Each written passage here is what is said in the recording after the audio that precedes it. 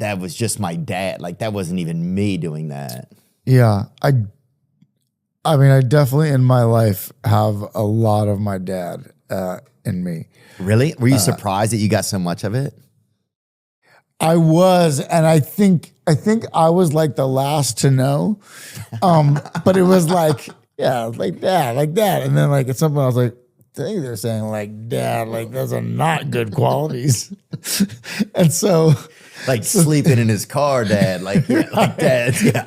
right. And so I then became aware of it. But no, I think my dad actually, I was aware from fairly young that I think he's probably the greatest influence, or I was influenced by his life in my work. I don't know if this is making sense.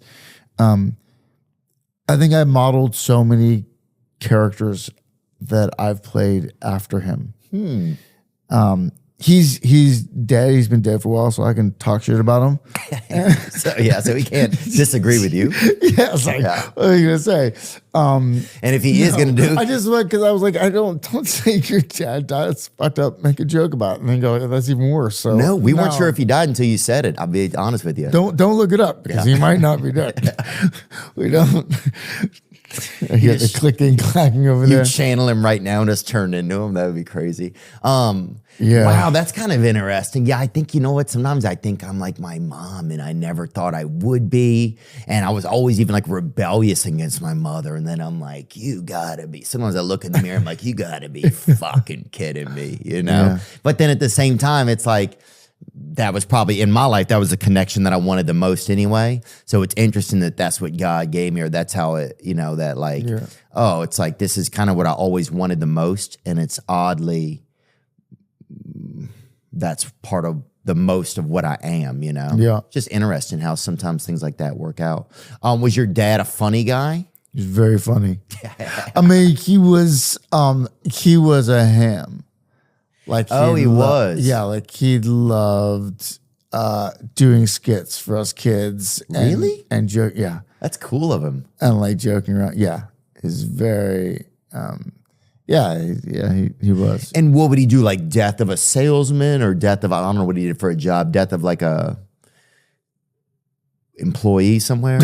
Or no, he would just have fun moments. One of his favorites, which always made us laugh, was something called the fly skit, where he just was a guy reading a paper on a bench, and a fly starts buzzing around, and he like waves it away.